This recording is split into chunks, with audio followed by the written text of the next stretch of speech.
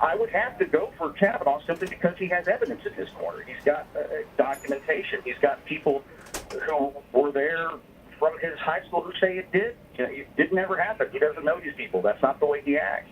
John, thanks for the call. We saw Senator Jeff Flake, a key vote. There's Mike Lee, Republican of Utah, and other senators. The chair of the committee walking in just a moment ago, Chuck Grassley, and there's Lindsey Graham, who gave a fiery speech just a couple of minutes ago. And again, all of this on our website at cspan.org. We'll watch from outside and inside the hearing room as the recess comes to an end. More of the questioning with Judge Brett Kavanaugh, the president's nominee to serve on the U.S. Supreme Court. The live cameras coming up here, tapping out live.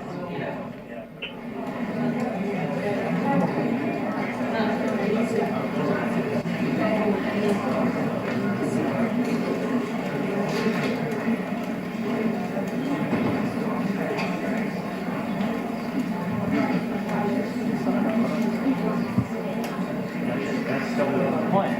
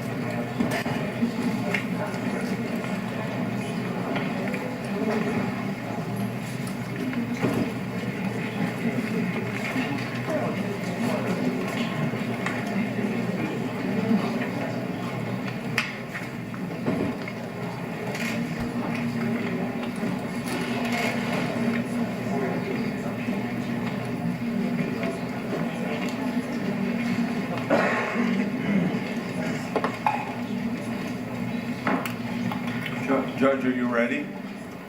I am ready. And can I say one thing? Yes.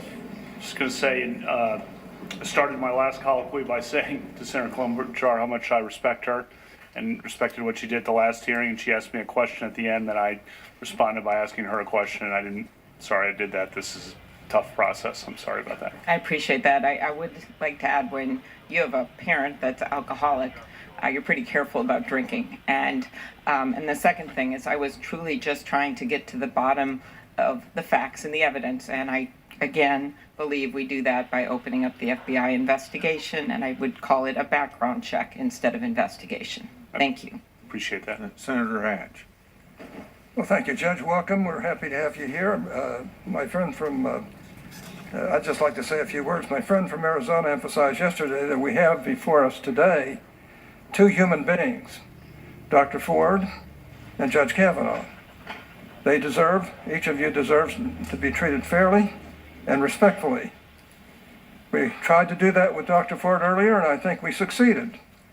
It's important that we treat Judge Kavanaugh fairly now, and it remains to be seen how that's going to work out. Judge Kavanaugh has been a federal judge for 12 years, and he's been a great federal judge on the second highest court in the nation. He's earned a reputation for fairness and decency. His clerks love him. His students, he teaches in law school as well, his students love him. His colleagues love him. This man is not a monster, nor is he what has been represented here in these hearings. We're talking today about Judge Kavanaugh's conduct in high school, and even then, and as a freshman in college, I guess, as well. Serious allegations have been raised. If Judge Kavanaugh committed sexual assault, he should not serve on the Supreme Court. I think we'd all agree with that. But the circus atmosphere that has been created since my Democratic colleagues first leaked Dr. Ford's allegations to the media 2 weeks ago, after sitting on them for 6 weeks, I might add, has brought us the worst in our politics. It certainly has brought us no closer to the truth. Anonymous letters with no name and no return address are now being treated as national news. Porn star lawyers with facially implausible claims are driving the news cycle. I hate to say this, but this is worse than Robert Bork, and I didn't think it could get any worse than that. This is worse than Clarence Thomas. I didn't think it could get any worse than that. This is a national disgrace, the way you're being treated. And in the middle of it all, we have Judge Kavanaugh, a man who until 2 weeks ago was a pillar of the legal community. There's been no whisper of misconduct by him in the time he's been a judge. What we have are uncorroborated, unsubstantiated claims from his teenage years. Claims that every alleged eyewitness has either denied or failed to corroborate. I do not mean to minimize the seriousness of the claims. Yeah, they've been serious claims, but the search for truth has to involve more than bare assertions. Like Dr. Ford, Judge Kavanaugh deserves fair treatment. He was an immature high schooler. So were we all. That he wrote or said stupid things sometimes does not make him a sexual predator. I understand the desire of my colleagues to tear down this man at any cost. I do understand it. But let's at least be fair and look at the facts or the absence thereof. Guilt by association is wrong. Immaturity does not equal criminality. That Judge Kavanaugh drank in high school or college does not make him guilty of every terrible thing that he's recently been accused of. A lifetime of respect and equal treatment ought to mean something when assessing allegations that are flatly inconsistent with the course of a person's entire adult life. With those comments, Judge, I'd just like to ask you a few questions, if I can, about how, and if you can be short in your answers, it'd help me get through a bunch of them, about how this process has unfolded. When did you first learn of Dr. Ford's allegations against you? It was a week ago Sunday, one Washington Post story. Isn't that amazing? Did the ranking member raise these allegations in your one-on-one meeting with her last month? She did not. Did the ranking member raise them at your public hearing earlier this month? No. Did the ranking member raise them at the closed session that followed the public hearing? She was not there. Did the ranking member or any of her colleagues raise them in the 1,300 written questions that were submitted to you following the hearing? No. When was the first time that the ranking member or her staff asked you about these allegations? Today. When did you first hear of Ms. Ramirez's allegations against you? In the period since then, in the New Yorker story. Did the ranking member or any of her colleagues or any of their staffs ask you about Ms. Ramirez's allegations before they were leaked to the press? No. When was the first time that the ranking member or any of her colleagues or any of their staff asked you about Ms. Ramirez's allegations? Today. I think it's a disgrace between Senator Coons. Thank you, Mr. Chairman. Judge Kavanaugh, today's hearing is about Dr. Ford's serious allegations about sexual assault. You have unequivocally denied those claims, but we're here today to assess her credibility and yours.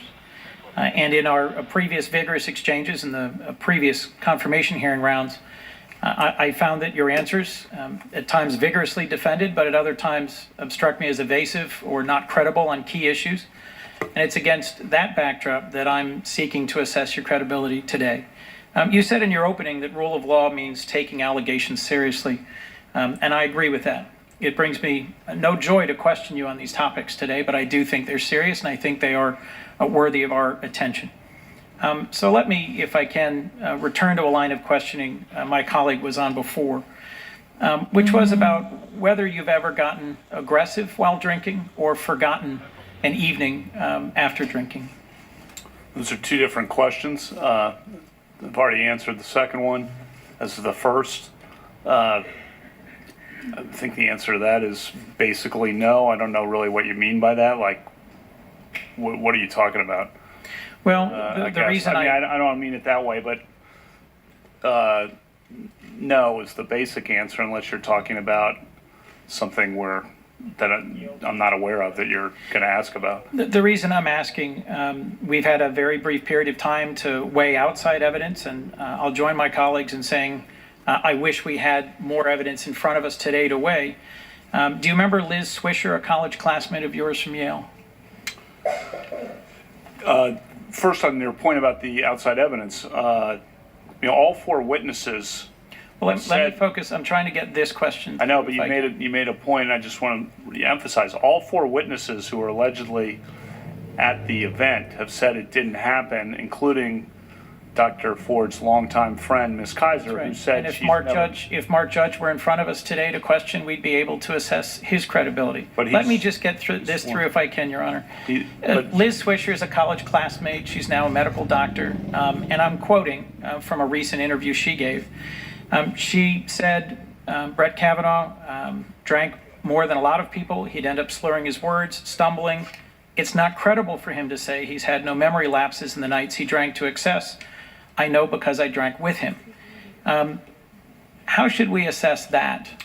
She then goes on, if you kept reading, and says she actually can't point to any specific instance like that. The quote that jumped out at me was, Brett was a sloppy drunk, and I know because I drank with him. There's also, I don't think in a that, separate setting, I do not think that's a fair characterization. And Chris Dudley's quoted in that article. And I would refer you to what Chris Dudley said. I spent more time with Chris Dudley in college than just about anyone. And I'd refer you to what he said. In other reporting, as I'm sure you know, a college classmate described you as relatively shy, but said that when you drank, you could be aggressive or even belligerent. And your roommate, as I think you discussed with Senator Klobuchar, said you were frequently drunk. And that roommate, that was freshman year roommate. Yes. And there was contention between him and the third person. There were three of us in a small room, and you should look at what I said in the redacted portion of the transcript about him, and you should assess his credibility with that in mind. Put yourself in our shoes for a moment, if you would, Judge, and I know that's asking a lot of you in this setting. But suppose you'd gone through a process to select someone for an incredibly important job in a position. You had a lot of qualified candidates, and as you're finishing the hiring process, you learn of a credible allegation that, if true, would be disqualifying. Wouldn't you either take a step back and conduct a thorough investigation or move to a different candidate? And why not agree to a 1-week pause to allow the FBI to investigate all these allegations and allow you an opportunity a week from now to have the folks present in front of us for us to assess their credibility and for us to either clear your name or resolve these allegations by moving to a different nominee? All four witnesses who were alleged to be at the event said it didn't happen, including Dr. Ford's longtime friend, Ms. Kaiser, who said that she didn't know me and that she does not recall ever being at a party with me, with or without Dr. Ford. What I've struggled with, Judge Kavanaugh, is the absence of a fair, federal law enforcement-driven, nonpartisan process to question the various people who I think are critical to this. My concern, should you move forward, is what it will do to the credibility of the court and how that may well hang over your service. I understand your concern about this. Senator, my but I wish reputation you would has join been... us in calling for an FBI investigation for 1 week to clear or confirm some of these allegations. When you say a week delay, do you know how long the last 10 days have been for us? Probably an eternity. But in the Judge Thomas confirmation for us, hearing, every day, it was a 4-day delay. Every day, it's been a lifetime. And you know, yeah, and it's been investigated, and all four witnesses say it didn't happen. And they've said it under penalty of felony. And I've produced my calendars, which show, you know, a lot, that's important evidence. And you act like, I mean, the last 10 days, I asked for a hearing the day after the allegation.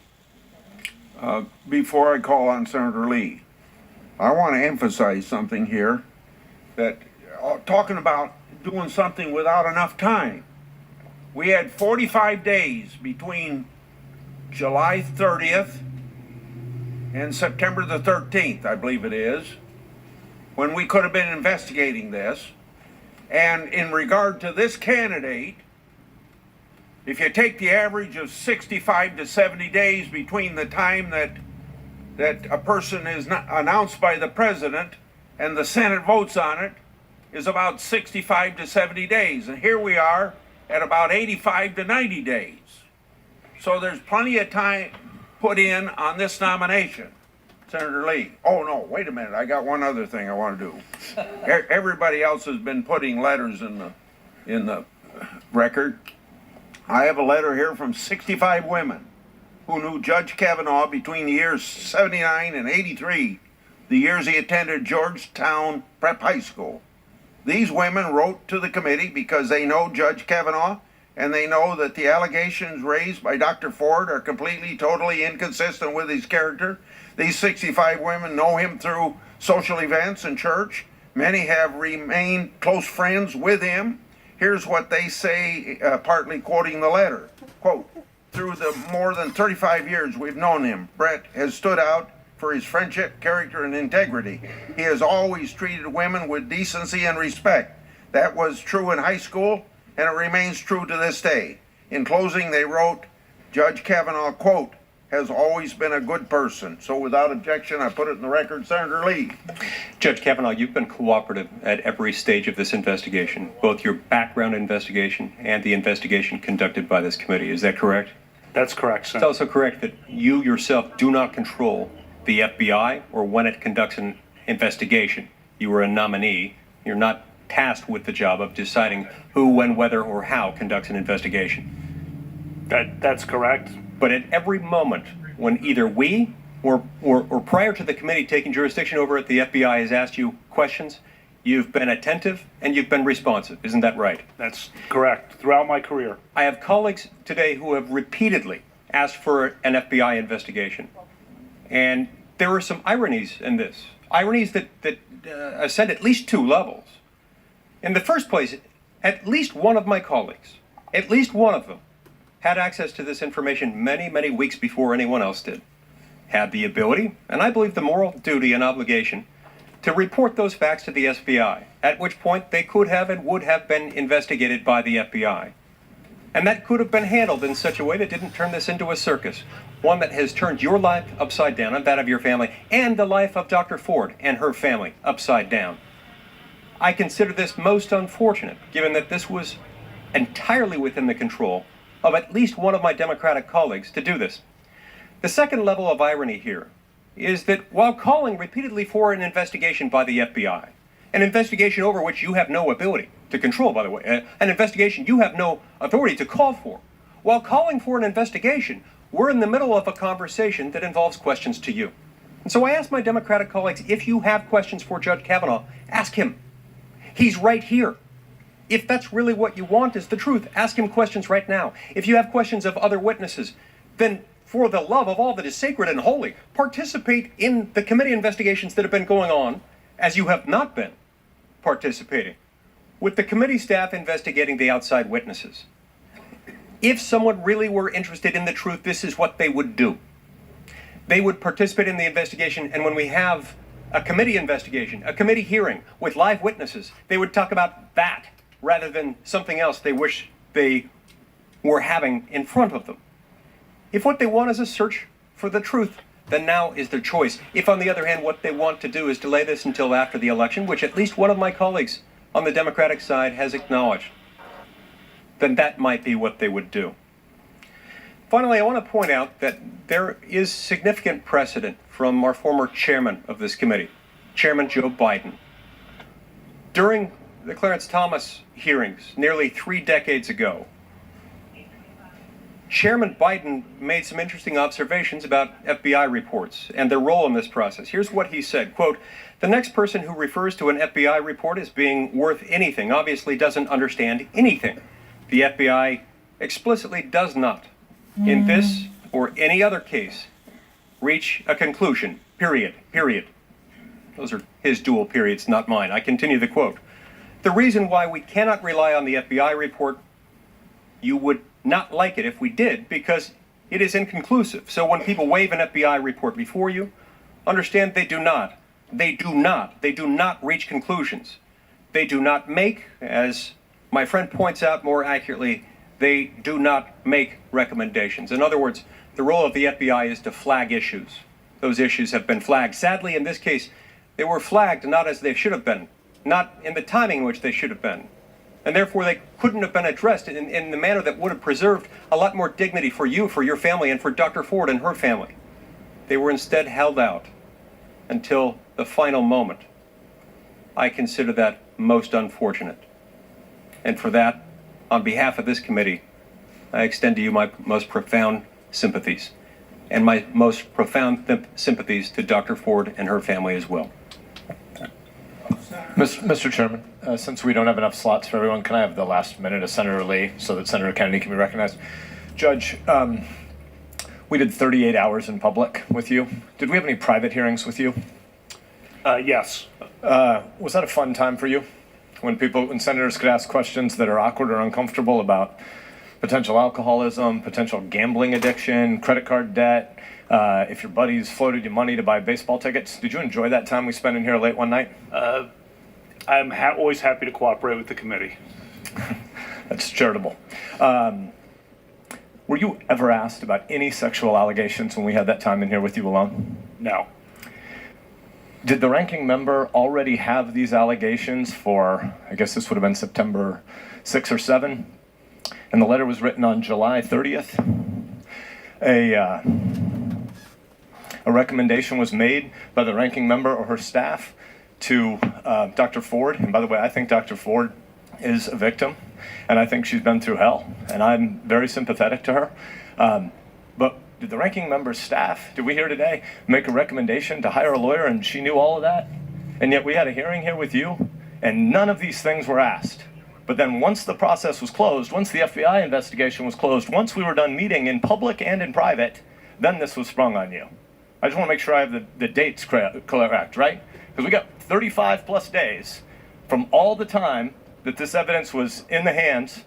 Recommendations were made to an outside lawyer. You could have handled all this. We could have had this conversation in private in a way that didn't not only do crap to his family, but do all...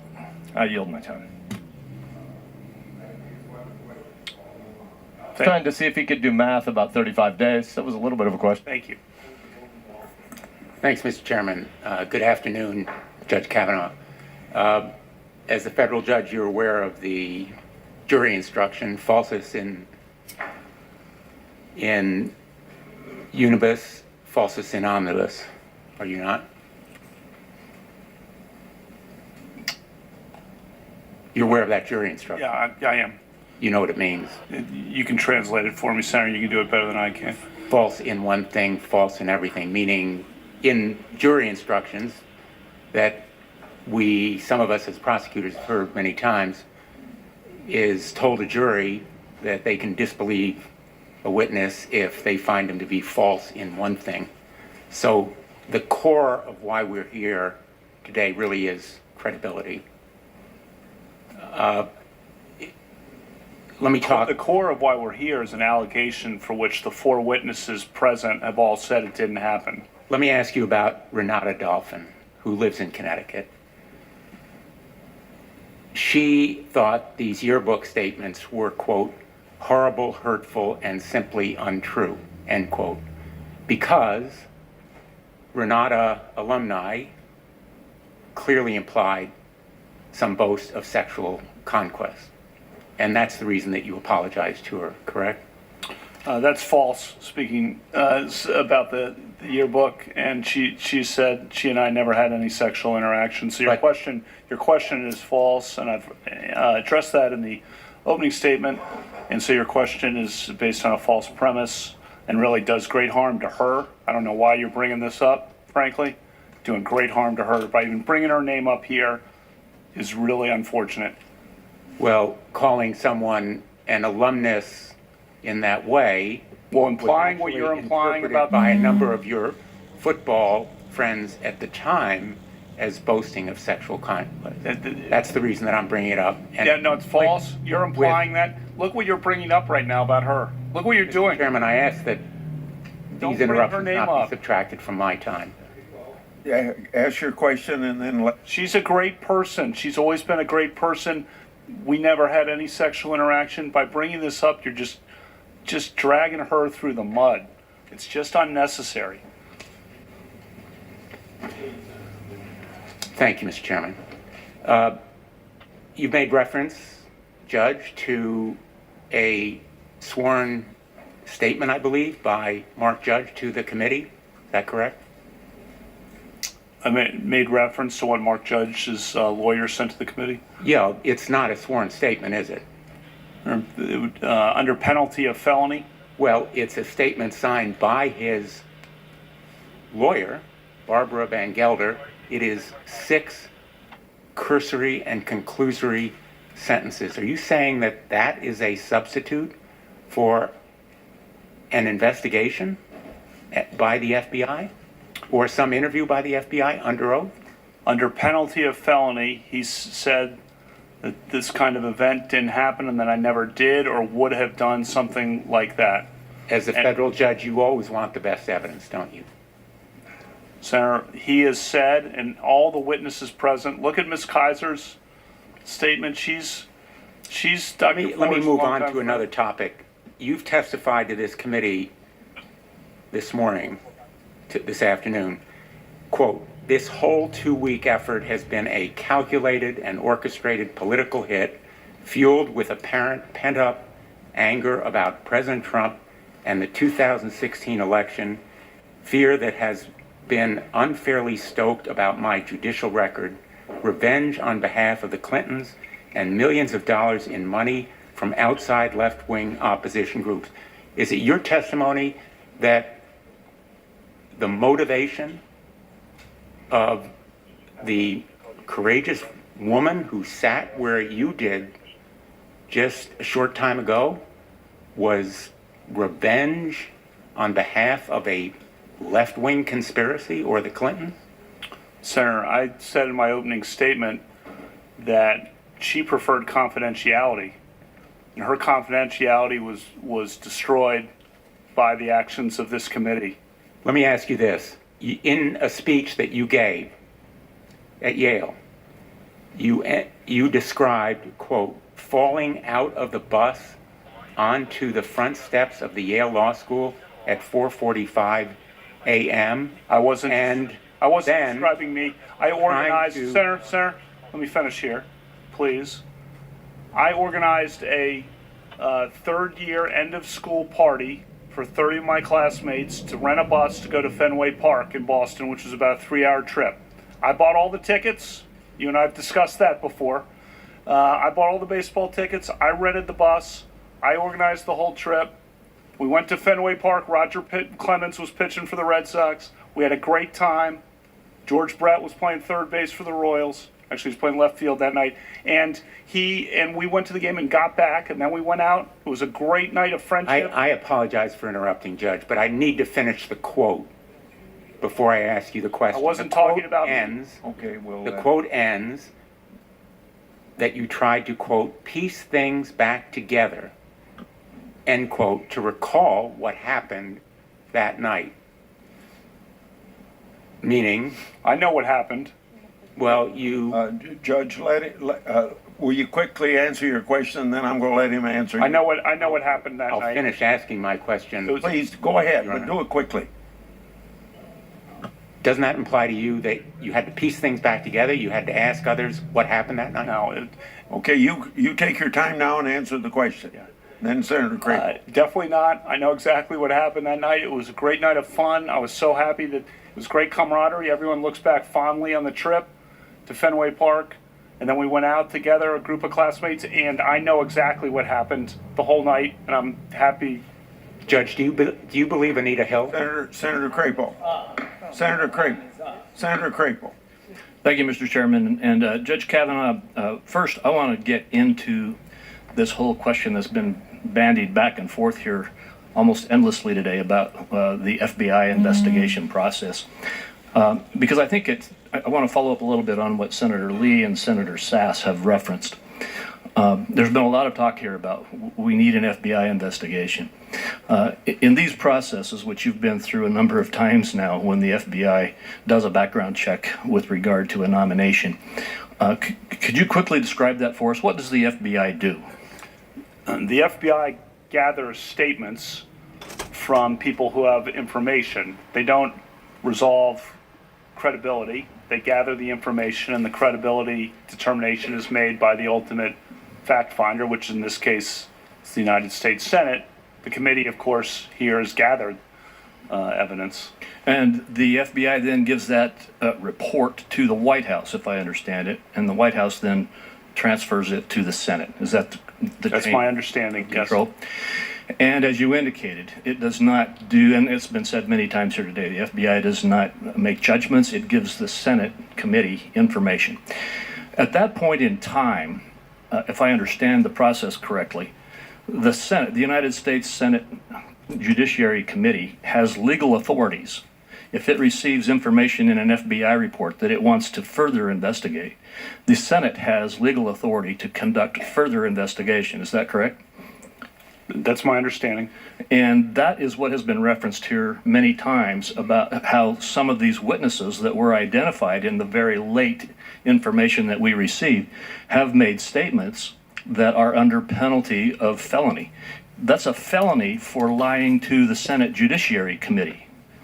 And as I understand it, what happens is the Senate Judiciary Committee, which has authority under law to conduct those kinds of investigations, follows up on the FBI reports to finish out the investigation that it wants with regard to any information that it receives that needs further investigation. Is that your understanding of the process? That's my understanding, Senator. Now, in this case, there's been a lot of talk here today, and if I have time, I'll get into it. It looks like I'll run out of time.